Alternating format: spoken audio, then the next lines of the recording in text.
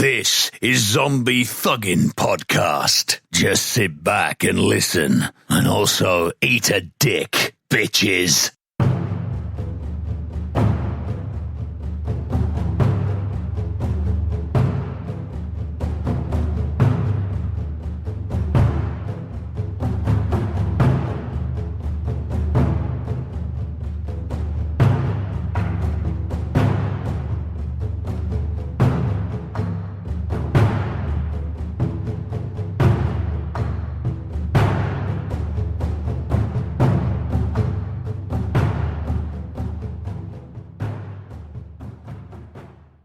Welcome to Zombie Thuggin' Podcast. My name is Buddha. Sideways is not with me today. He's at his gym, and I am actually heading to work.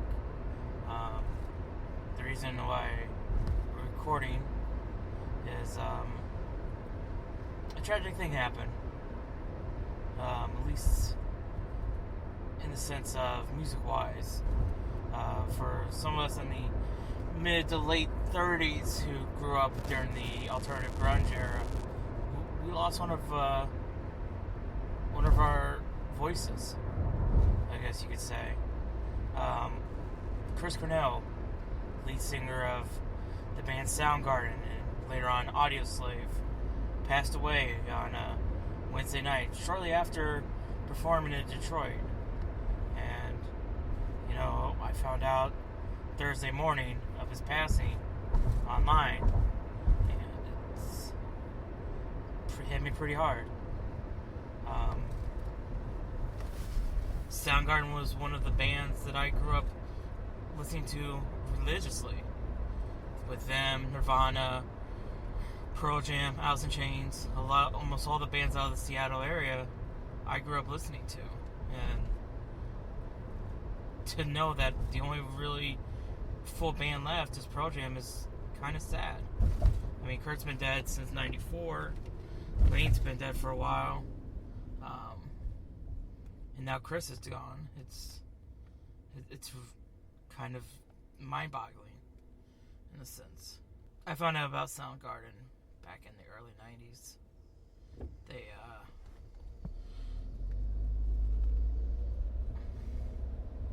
Chris had formed a band called Temple of the Dog with remaining members of Mother Love Bone, who some of them went off to go, would later on become Pearl Jam with Eddie Vedder.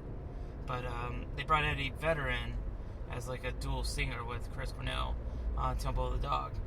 And Hunger Strike was one of the first songs I ever heard from that era. And I just absolutely fell in love with the song and then the band. And then that led me down a whole rabbit hole of finding out more about these bands, more about Soundgarden and Bad Motorfinger and how great of an album that is. Rusty Cage. I think Outshine is on that album. I know Jesus Christ Poses on it. And then you go into Pearl Jam, of course, the 10 album. And that took me down the rabbit hole of the grunge era. Along the way, I found out about Nirvana. And even though Nirvana became more of my band than Soundgarden, I never forgot about Soundgarden. And I always had a special place in my heart for Soundgarden and what they brought to that genre. And even really, they were before the genre. They've been around since the 80s. But they got pigeonholed into that genre.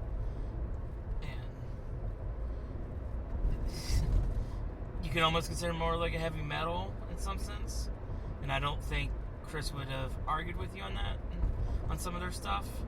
But from a child-like perspective, for me, who late 80s, early 90s, was just still coming out of the hair band era of Poison, Motley Crue, Firehouse, Faster Pussycat. Those were bands I was listening to until I ran into Temple of the Dog. And then just switched. Overnight almost. Just switched. My musical taste just changed overnight. And it hasn't changed much since then. That music spoke to me in in ways that most music has not. And I will still listen to Temple of the Dog, and I will still listen to Bad Motorfinger. I'll still listen to Super Unknown. I'll still listen to all the Nirvana albums, Pearl Jams, especially the first two, Pearl Jam 10 and then Versus. You know, that's the music of my childhood, and I will listen to it until the day I die. And I'll play for my kids. I play them for my kids. And I say, this is what I listened to when I grew up. This, to me, is what music was then, and still is. I don't really listen to a lot of newer music. You know, I mean, as old curmudgeon as that sounds, you know, I sound like an old geezer. You know, back in my day, music sounded like this. But to me, I think every generation goes through, they have that one genre or those certain bands that they attach to. And that's what you listen to. That makes you feel like, you know, being a child again. Or being that innocence. Part of the innocence for me was lost in 94 when Kurt killed himself. And then after that, that music kind of, it didn't die, it just wasn't as popular. I still listen to it, my friends still listen to it, but overall popularity wise, it kind of just fell by the wayside. I did have the luxury of just seeing Soundgarden once in my life. Would have loved to see them more. I don't know, maybe I guess maybe I took it for granted, part of it, that, you know, I always figured that he would be around, because you didn't really hear about him having too many drug issues. You know, I knew he did have one time, but he, you know, gotten sober, and, you know, he was doing pretty good. So I wasn't ever really concerned with him as much as, like, you know, with Lane Stanley or Scott Weiland from Stone Temple Pilots. You know, who were chasing the demons all the time. The one time I did get to see him was in 1996 at Lollapalooza. Metallica was the headliner that year. It was Metallica, Soundgarden, the Ramones were on the card, and my buddy Dave and I drove from where we lived at the time, Lebanon, Ohio, all the way up to Columbus, Ohio, to what was called Buckeye Lake. And Buckeye Lake was like a state park that they ran concerts out of every once in a while. They had this huge field that they didn't really do anything with, so they would have big festivals and stuff. And that's where Lollapalooza was that year in Ohio. It's the only place they were playing. And my buddy Dave and I were like, well, do you want to go? At first, we weren't really sure we were going to go. And we're like, you know what, man? Let's go. Let's go see Soundgarden, you know? Let's go see the Ramones, you know? Because those were bands that were influential to both of us. And in hindsight, I'm glad I went, you know? I'm glad that I was able to at least have enjoyed seeing them at least play once in my life. Especially like in 96. I think at that time they released, I can't remember what the name of the album, but I know they had a new album out that year. But the funny thing is people think Bad Motorfinger was their first album, and it's not. It's really like their third album. Super Unknown is their fourth album, so I think this was the fifth album they had just released. I can't remember the name of it off the top of my head, damn it. But anyways, like I said, people of my age who grew up in that, we lost the voice. We don't have many left. You have really Eddie Vedder's left out of Pearl Jam. Of the top, I would say 4 Seattle. Because like I said, you have Nirvana, Soundgarden, Alice in Chains, and then Pearl Jam.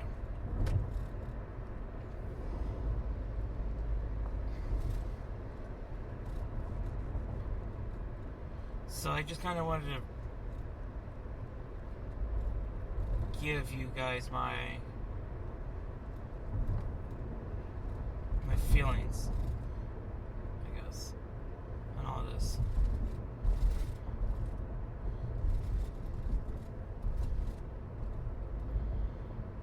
A buddy of mine texted me something pretty poetic. He said that no matter how wealthy you are, how much of a celebrity you are, or how much loved you are by your fans, it doesn't equate to the happiness that you will have. And it's very true. It's very true. You know, from what the reports say, you know, he hung himself. He was on medication for anxiety. And I'm on the same medication he's on. And I know what that drug is like. You know, you have to be very careful with it. You know, if you take more than prescribed, it will lead to suicidal thoughts. So, you know. And I don't know if it was purpose, he did it on purpose, or if it was accidental. And in all honesty, it doesn't really matter, because it's happened. And he's gone. And what we have left now is the music. And thankfully, we have that. We at least have the music that we can all go back to. We can all listen. But there's not going to be any more music coming out. You know, unless it's unreleased stuff. But, I mean, you're not going to be able to see Soundgarden again on concert. You're not going to be able to see Chris Cornell when he did his own tours again. It's over. It's done. So that's the sad part to me. The sad part is another voice from my childhood is gone. And the 12-year-old in me is just crushed right now.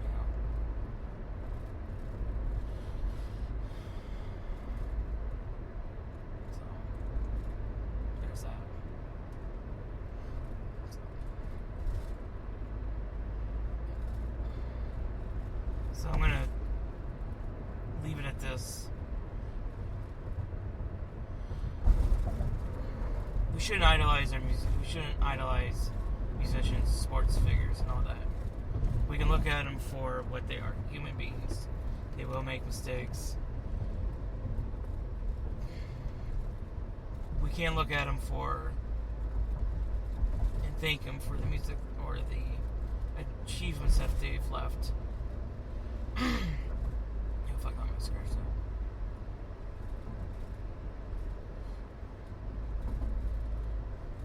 that. I'm gonna leave it at this. As sad as I am right now about his death, I still have the memories of growing up, of being able to see them, of all the music, the joy that the music gave to me. And I always will have that. And even though I'm never going to be able to see them again, I'm not going to be able to hear new music from them again, I still have the albums. And when I put them on, I know it will take me back to the places back when I was a child. And I know that I always had my friends that were with me at the time. And that's what I'm going to take with me going forward. So, if you were a Soundgarden fan, then, you know, take that with you. Take the knowledge that the music's still there. If you're an Audioslave fan, take the knowledge that the music's still there. And even though we lost the voice of those bands, we still have the music. This is Buddha signing off for today. Next time, try to be a little bit more upbeat. But it's a sad day. This was another tantalizing episode. from Zombie Thuggin' Podcast.